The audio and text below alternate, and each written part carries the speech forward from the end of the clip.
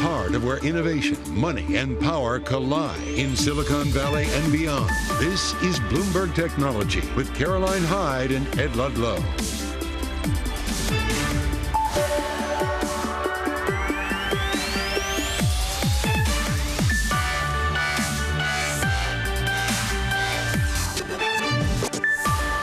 Live from New York and San Francisco, this is Bloomberg Technology.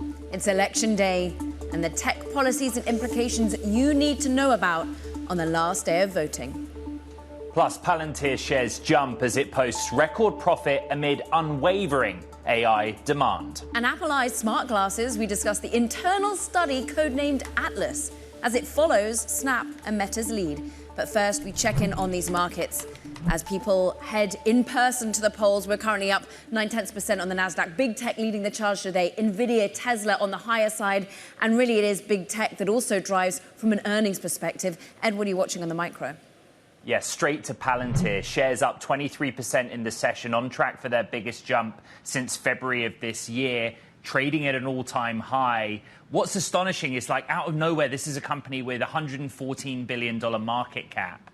And it's all on revenue in the quarter gone of little more than $700 million. But the narrative, incredibly clear, unwavering AI demand from corporate America and from the public sector as well. Let's get right to Palantir with Mandeep Singh of Bloomberg Intelligence. Where would you like to start, Mandeep? I mean, the story of Palantir is a long-term one. It's continued with this momentum for a while. What jumped out from its earnings print for you? Yeah, I mean, the government segment growing 40% here in the U.S., and it is on the back of, some connection that they have found with implementing LLMs. I mean, everyone is looking at ways to deploy, whether it's GPT, Gemini, or Meta Llama. And to Palantir's credit, they found the right pivot when it comes to integrating the data, the ontology that they have with these LLMs. And I think that's why you're seeing that especially strong momentum on the government side, but also defense tech companies on the commercial side. I think in the U.S., they've done particularly well because of their data lineage and the fact that they have done so well over the years in terms of ontology. What's interesting, of course, your note that you put out is saying perhaps there was a rush to spend budgets that was happening from the U.S. government perspective. From your mind's eye, therefore, Mandeep, have they diversified enough to ensure that they've got the private sector where they want it to be? Yeah, I mean, look, we are in an environment of heightened geopolitical tensions, and that has traditionally benefited Palantir. I'm a little leery of, their momentum on the international side, given it's still 30% plus of their business, and that's where you see a tapering of growth, given how controversial the CEO can be at times. And look, when it comes to software companies, you want to show recurring revenue. That's why the cloud names have fetched, premium multiples over the year. Palantir currently trades at a premium multiple, so it comes down to, can they sustain this momentum? And I think that's where international is key, which I'm not sure they can sustain that kind of momentum. Technically, the shares are overbought. If you're looking at the relative strength index, Mandeep Singh of Bloomberg Intelligence brings us the fundamentals there. But look, let's get back to what the day is. It is election day. It is here in the US, and the polling continues to show that race as close as any in modern history. We bring it back to Kayleigh Lyons, who joins us at the start of her marathon of a day. And Kayleigh, just bring us up to speed with what we should be looking at right here, right now. Well, really, this is going to come down to turnout. That probably will surprise no one. But with the margins this tight consistently in polling, it really is going to be about who can convince voters to get off the couch today and vote for them. No longer is it about convincing them to vote for either Donald Trump or Kamala Harris, but instead to get them to vote at all. And I would keep in mind that millions of Americans have already done so. As of this morning, more than 83 million people had already cast their vote. And the electorate in total, those eligible to vote, is only 244 million. So it will be a question of how much of that electorate actually shows up today when they go to the polls. And of course, it is 7 states where the turnout is going to matter most. Those battlegrounds in the Rust Belt and in the Sun Belt are what the candidates have been zeroing in on. It's why Kamala Harris spent her entire day yesterday in Pennsylvania, which has 19 electoral votes. Donald Trump spending some time in North Carolina, Pennsylvania, and Michigan as they race today to get to 270. And I would just warn our audiences, it may be the case that we will not know who gets 270 electoral votes. Not today, not tomorrow. It could potentially take days. Kayleigh, thank you for your reporting. Just incredible command of the data. which is so important in this tight race. Both candidates kind of had closing pitches or remarks last night. Where do we leave things in both the Trump camp and the Harris camp? Well, we heard similar things from Kamala Harris, which is that she wants to essentially turn the page on what she has referred to as a dark era in American politics, the past decade in which Donald Trump has been involved in presidential campaigns over what has now been 3 cycles. She reiterated she wants to chart a new way forward. For Donald Trump, he is basically trying to make himself the change candidate in this race, suggests that Kamala Harris, as part of this Biden administration, which in many ways has been unpopular, especially with its handling of the economy, shows that the country needs to move on. He described that the country cannot take 4 more years of what he referred to last night as gross incompetence. Now, they both are no longer in battleground states as we speak. Donald Trump should be voting anytime now in his home state of Florida. He is still allowed to do so, even though he was a convicted felon, convicted in New York. But New York law dictates a convicted felon can still vote. Therefore, Florida recognizes that he will be able to cast a vote for himself today. Kamala Harris, meantime, is at home in D.C. at the Naval Observatory, and she will be heading to Howard University, her alma mater, for her election night party this evening, because at this point, there's really nothing left either of them can do. The closing arguments have been made. The ground game has been working for months now, and we all just have to wait for the tally to come in. Bloomberg's Kayleigh Lyons, thank you very much. Let's get the market's perspective and bring in Anna Ruffman of CBIZ Investment Advisory Services. Equity markets are higher. Big tech or mega cap tech stocks are kind of leading the way. Voting is underway. What does that tell you, Anna, if anything? I think the markets are ready for this election to be over and for some of the uncertainties that have been present in leading up to this day to be over. And I think there's a lot of excitement about that. But depending on who wins and depending on what Washington looks like, there are some issues that may be facing tech, and that's on the regulatory side. So if I'm taking a look at what might be lying ahead, I mean, of course, these things can change.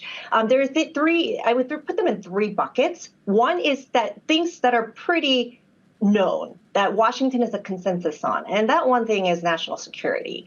And so for the semiconductor industry and AI development, I would really look at that and say there may be a challenge, especially when we're talking about importing and exporting things from China. Undoing some of that global supply chain is going to be a challenge there in creating less reliance on China. The other is antitrust issues. If we look at, and that's the unknown, right? So if we look at a potential Harris administration, we've seen Biden administration be not as friendly.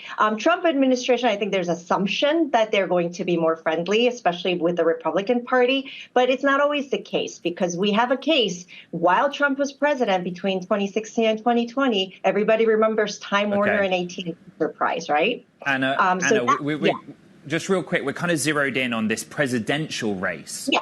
But of course, the composition of Congress will have an impact. And I think in particular about, if you're talking about regulation, artificial intelligence, but also electric vehicles, right? The standing impact of the IRA and any changes that might hit that. How do you model for that, please? On the EV side? Sure.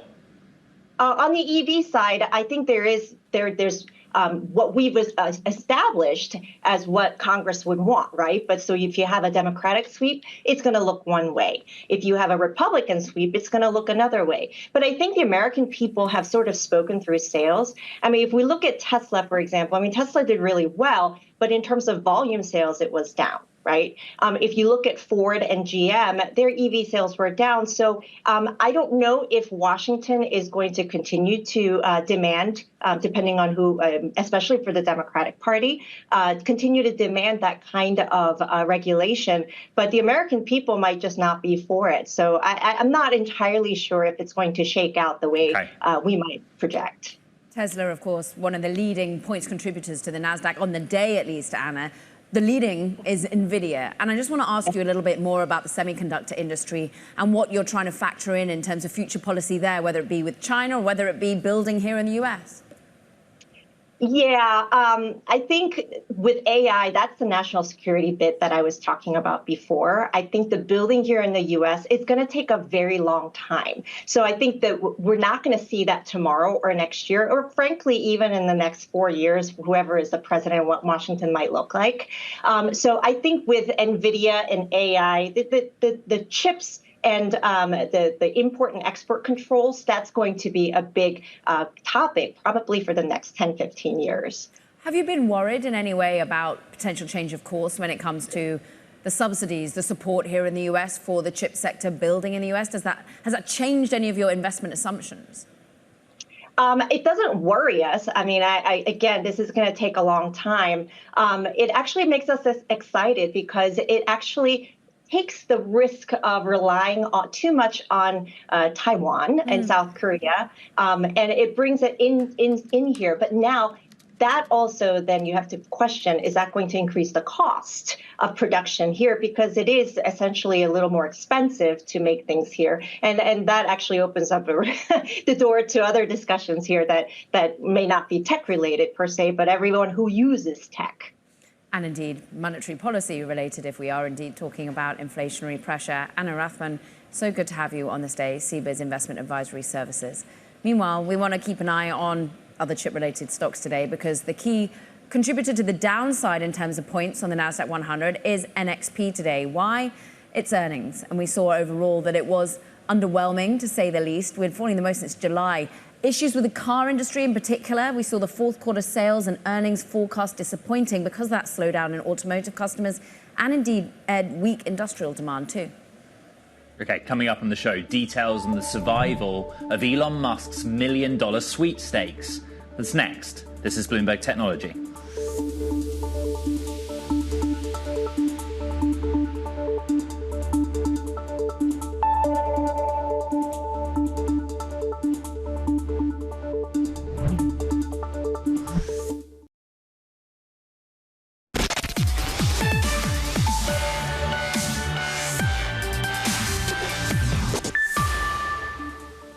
A legal win for Elon Musk as a Pennsylvania judge rejected a request to halt his daily $1 million sweepstakes, which is run by Musk's pro-Donald Trump America PAC.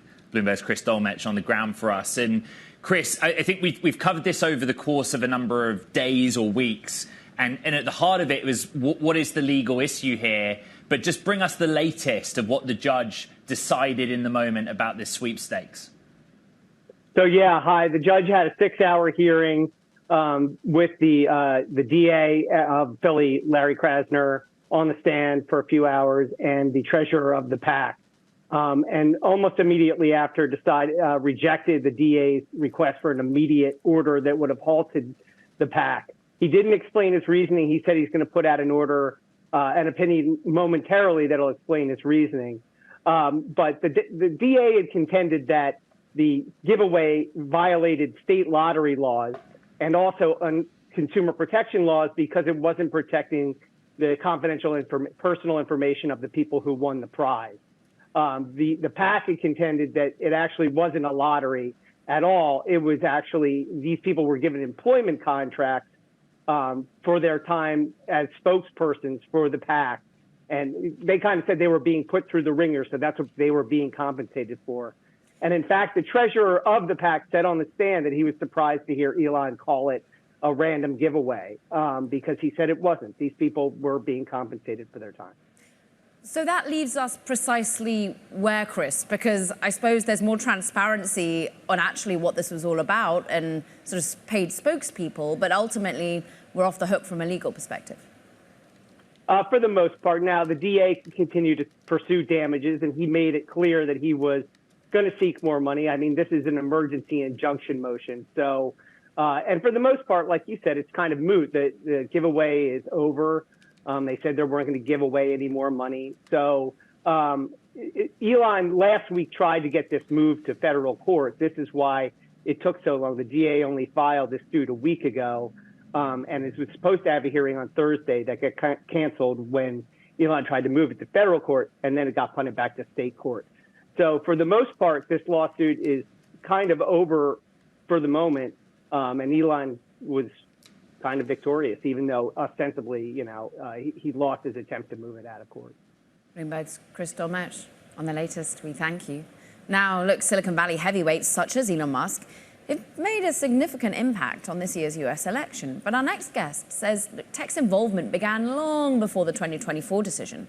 Let's bring in Noor Laik, Technology and Geopolitics Fellow at the Harvard Belfer Center. You recently wrote an op-ed on this exact topic. Just take us back in history. This dates back to the 80s, really, the 90s, when technology CEOs really started to make their feelings and money known in politics.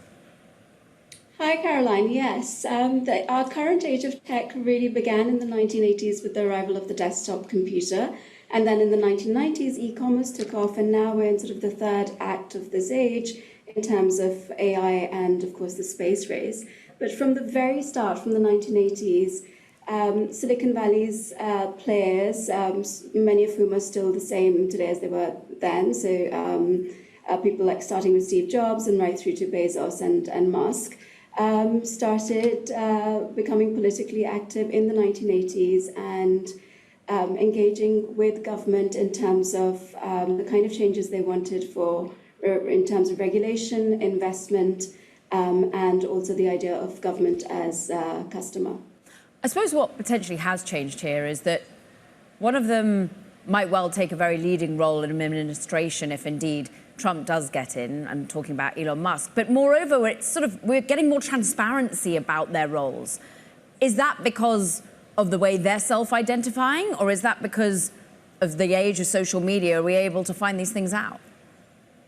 I think it's because, we have people like Elon Musk being sort of particularly flamboyant in terms of their approach. I mean, with the $1 million lottery, where there's been so much focus on the $1 million. But actually, I think it's great to have that because we are now seeing the power of tech, which was sort of previously, I think, existed. I mean, the PayPal mafia kind of functioned as very much with the sort of oath of silence or omerta in terms of their political views, and we've seen those actually coming out now, and just how much people like Musk can influence narratives, and not just through money, but in terms of how they think about the economy, and of course how Musk has also been thinking about issues like immigration and voter fraud.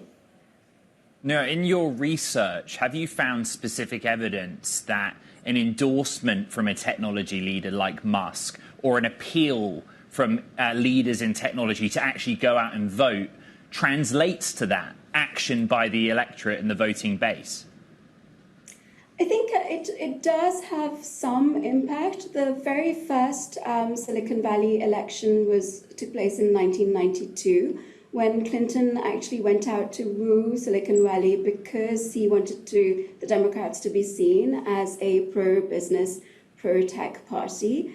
And the endorsement that Silicon Valley gave him just, I think, 3 weeks ahead of that election did actually help in terms of shifting the mood somewhat. But of course, at that point, he was already ahead in the polls. So I think it does help in some way in terms of boosting the candidates' credentials. And we've seen that happening this time with both Kamala Harris and Trump vying for Silicon Valley endorsements. Now, do you believe that technology is a priority for both campaigns in this election? Yes, absolutely. And I think that when we have candidates competing for Silicon Valley votes and endorsements, it means that actually it's a win-win for Silicon Valley, irrespective of whether it's Trump or Kamala Harris who ends up in the White House. I think just broadly, we need to just think about ultimately whether the electorate, do you think, has that transparency, that knowledge that with endorsements, with hitting the campaign trail, there might well be positives for the companies that they run in the later half of the administration? I think all of us are becoming much more aware of the power of big tech. I mean, we've now been living in the age of tech for the last 40 years. So I think, yes, the electorate is beginning to pay more attention. And when we have people like Musk making the kind of statements they do. In a way, he's helped add to the need for more transparency and has made the process more transparent, in fact, inadvertently. Like Technology and Geopolitics Research Fellow at the Belfer Center of the Harvard Kennedy School. Thank you. Now, coming up on the show, how Apple is pitching a new investment in Indonesia as the company tries to lift a ban on iPhone 16 sales. We've got some news next. This is Bloomberg Technology.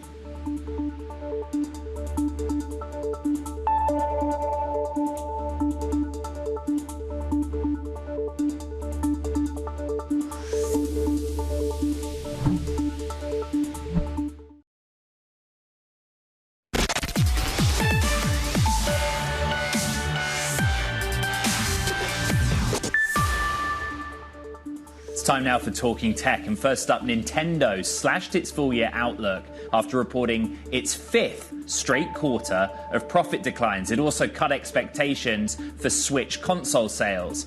Plus, Amazon says it's committed to building a data center campus next to a Talon Energy nuclear plant in Pennsylvania. This despite the top US energy regulator rejecting a special deal for Talon to power the facility. And Apple will pitch a $10 million investment for an Indonesian factory to make products. It's part of a bid to lift Indonesia's ban on iPhone 16 sales over a domestic manufacturing requirement. The government is considering the proposal. Karen. Got plenty more on Apple coming up, but we've also got a discussion on separating election facts from fiction. We're going to be speaking with Danielle Tomson of the Center for the Informed Public as voters head to the polls. This is Bloomberg Technology.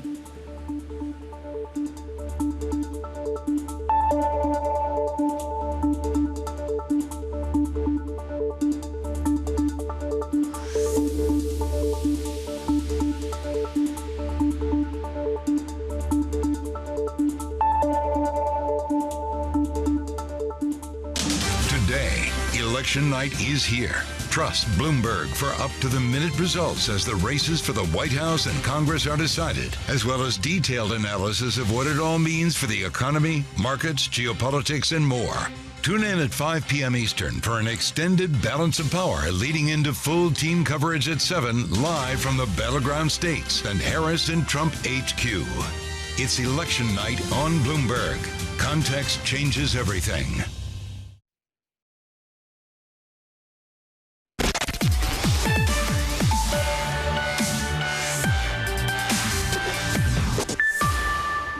Welcome back to Bloomberg Technology. I'm Caroline Hyde in New York.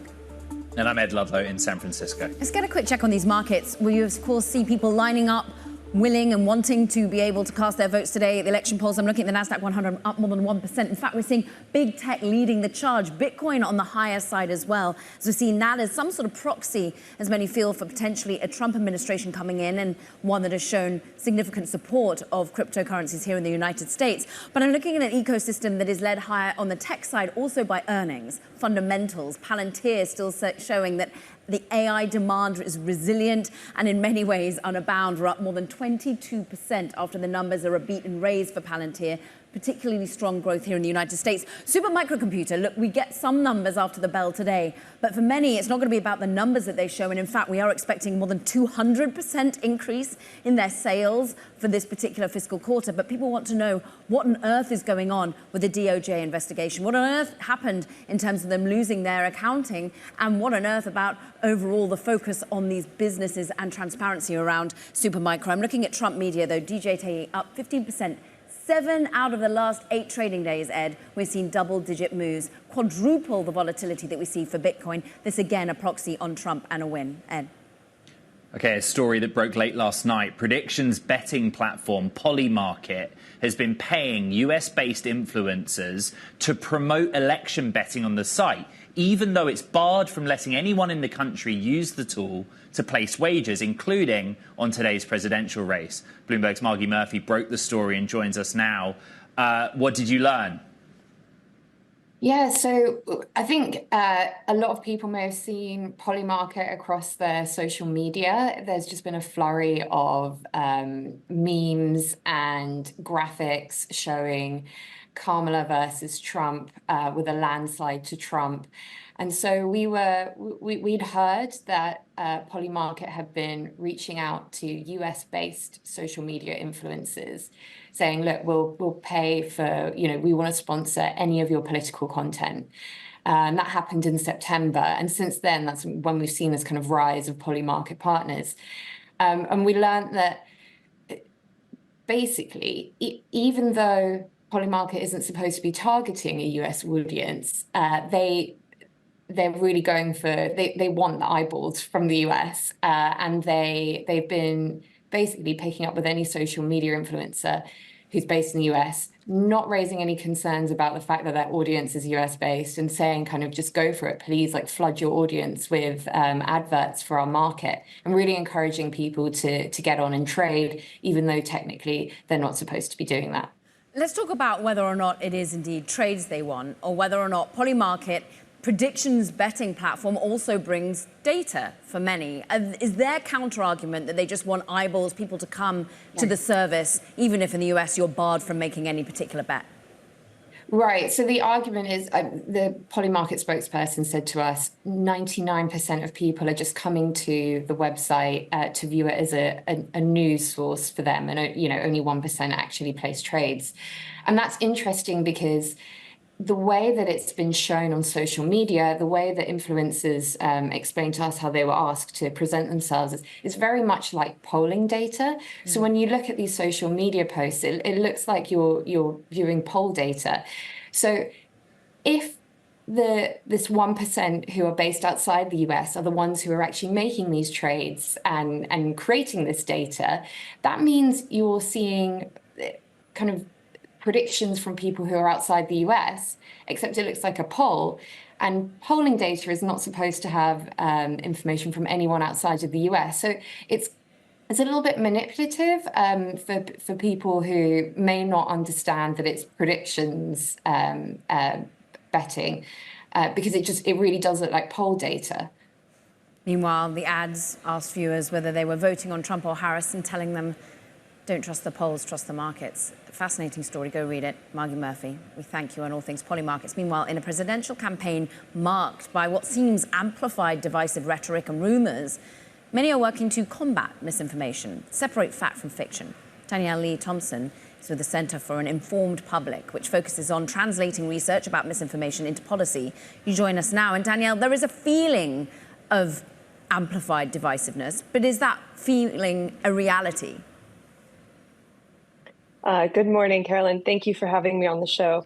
The truth is, when you're online, on social media, on election day, it's like trying to drink water from a fire hydrant. There are so many feelings, so much uncertainty, so much speculation about what is going on that it's actually very hard to get a true sense, a signal in the noise on a day like today.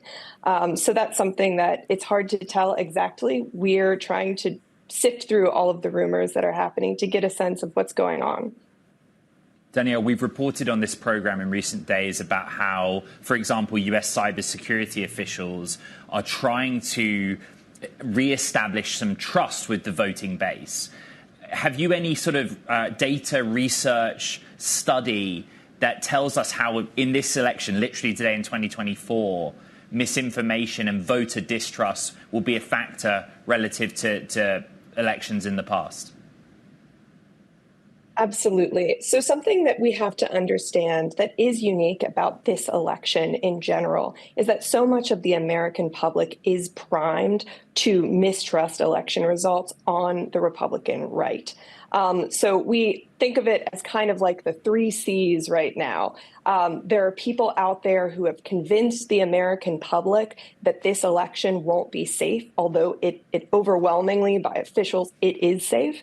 They encourage folks to go out and collect evidence that there's something wrong happening on election day. And of course, with 130,000 different polling sites in America, there are bound to be irregularities or glitches or altercations, but these have remedies.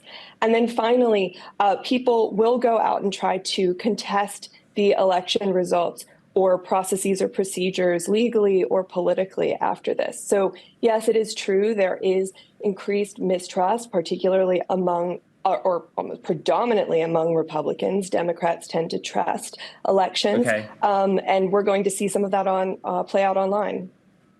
In 2020, I was in Arizona, and election integrity or the integrity of voting systems was the issue then. What is the issue now, today, November 5th, 2024?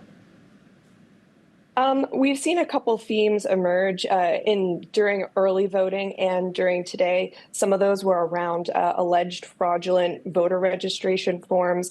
Some of them are alleged glitches in machines that are being one small problem being extrapolated into a larger conspiracy theory. So those are some issues that we've seen and that we will continue to see. But it's important to remember that these issues tend to have remedies, and that's a good thing. Talking of remedies, you're looking and researching into misinformation and then trying to convert it into policy. Is there future policy that can help tackle this going forward? It's a good question. Today, we mostly focus on gathering different types of data sets of how rumors spread on platforms that is going to inform policy change, whether that is internal to tech organizations or to government organizations, or also to all the different election officials and boards of elections around the country who want to gain the trust and keep the trust of the American public. So that's what we're focused on today is getting that data to help those solutions later. Danielle Lee Tomson of the University of Washington, thank you very much. Now, coming up here on the program, why election interference fears could linger. We speak with a former chief of staff of the Cybersecurity and Infrastructure Security Agency, Kiersten Todt. That's next. This is Bloomberg Technology.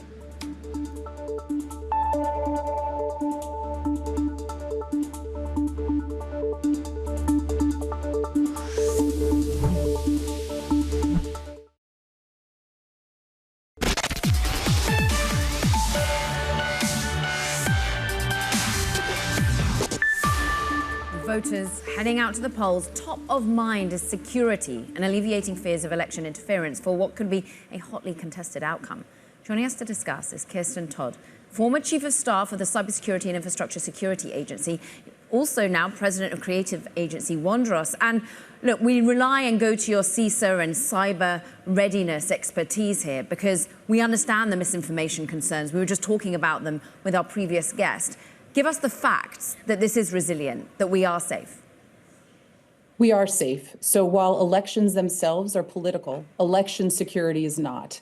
Election security is national security, and our election officials, our election infrastructure stakeholders have never been more prepared to administer a safe, secure, and resilient election.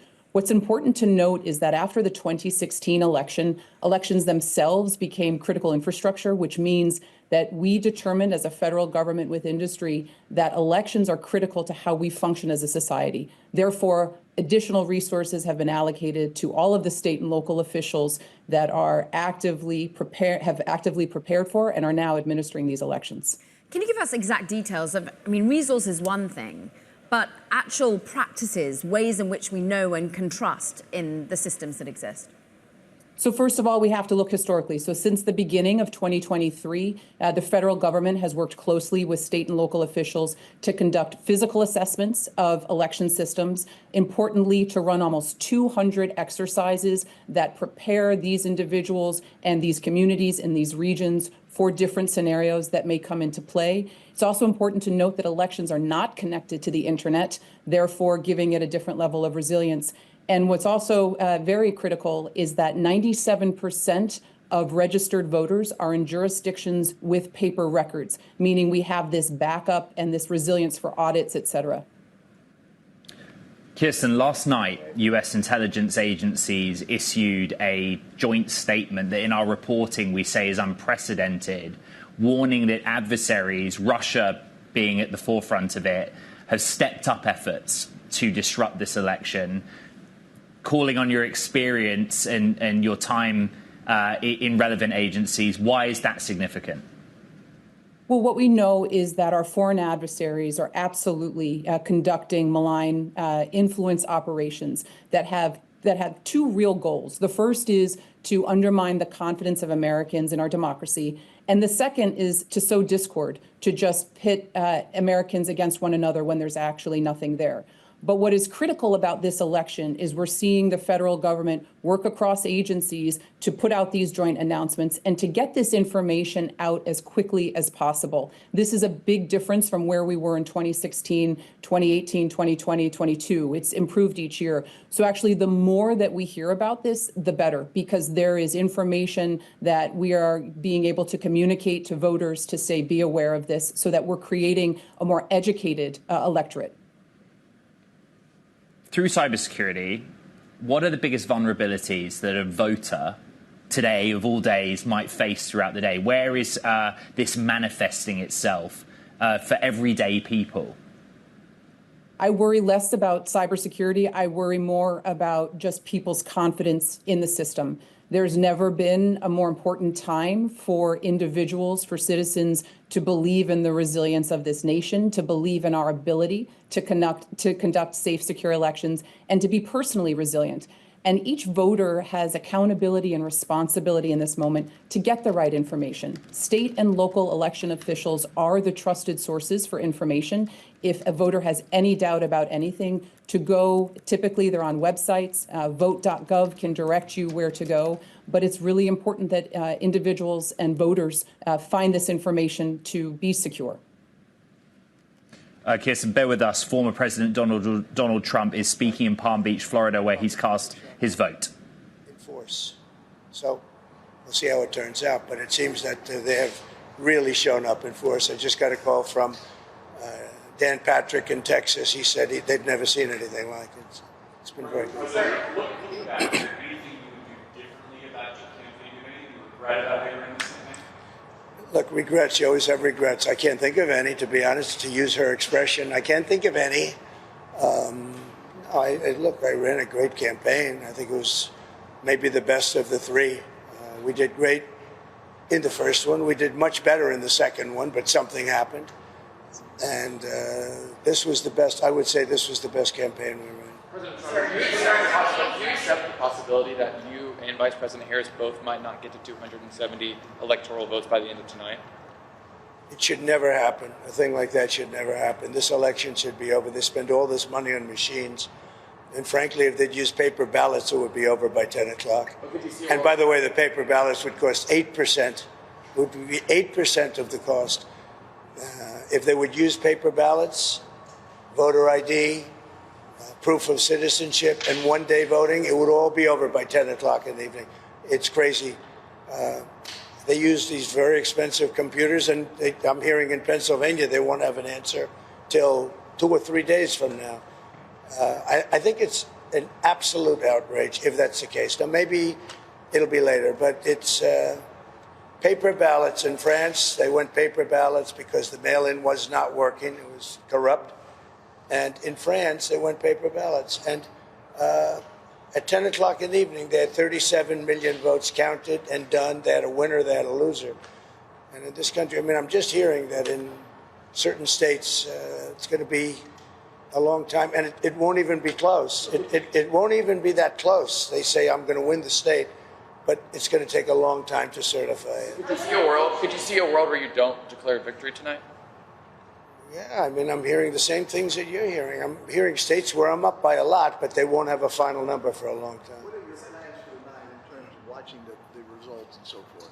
So we're going to have a very special group of people, many of whom you know, and they'll be at Mar-a-Lago. In addition, we'll have 4,000 or 5,000 people at the convention center. On the assumption I win, I mean, I don't know if something else happens. I don't know what's going to happen in terms of declaring victory, but if in normal times I would go over to the convention center, let's say at 10 o'clock or 11 o'clock or something, but I just don't know. It looks like we have a very substantial lead. It looks like we have many more Republicans voting today than Democrats. So if you have a lead and we have a bigger vote, that means you're doing very well. But they have to call a winner. They should. And they should call a winner, yes. Just stop talking about that. Go ahead.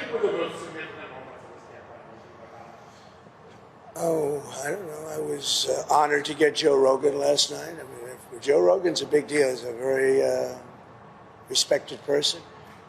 And I must tell you, Megyn was fantastic. She got up and said some things that were really pretty amazing. But before that, I just think we ran a good campaign. I had good policy. We want people to come into our country, but they have to come in legally. You know, we want strong borders, and we want people to come in. We want to be totally inclusive, but they have to come in. I think that was a big issue. To me, that was the biggest issue. I may be wrong. You know, a lot of people said inflation. Inflation's a disaster, but I think it's a second issue. I think the first is the border. We can't allow criminals to be put back into our country or to be put into our country.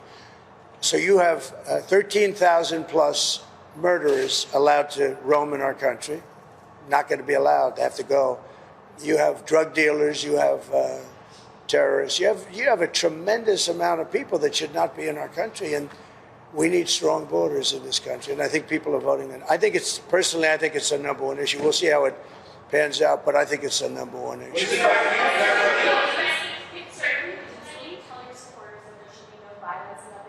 I don't have to tell them that. I don't have to tell them that there'll be no violence. Of course there'll be no violence. My supporters are not violent people. I don't have to tell them that. And I certainly don't want any violence, but I certainly don't have to tell. These are great people. These are people that believe in no violence. Unlike your question, you believe in violence. Go ahead. Where will you be looking early to see if you're having a good night or not? What's your goal? Well, I think I'll be at Mar-a-Lago for the most part. We have a lot of political professionals. I'm going over now with Melania, who I'm very proud of. She's got the #1 bestseller. Can you believe that? He can believe it. But so we're very proud of the job she's done with that. Her book is #1. But we're going to go over to the office in West Palm, and we're going to say hello to the workers. They've worked very hard. Will Georgia kind of be your first indication of whether it's going to be? I think so. I mean, I hear we're doing very well there in Georgia. I hear we're doing very well. I hear we're doing very well everywhere. Now, I may regret that statement, but I'm hearing that we're doing very well. Would you go louder?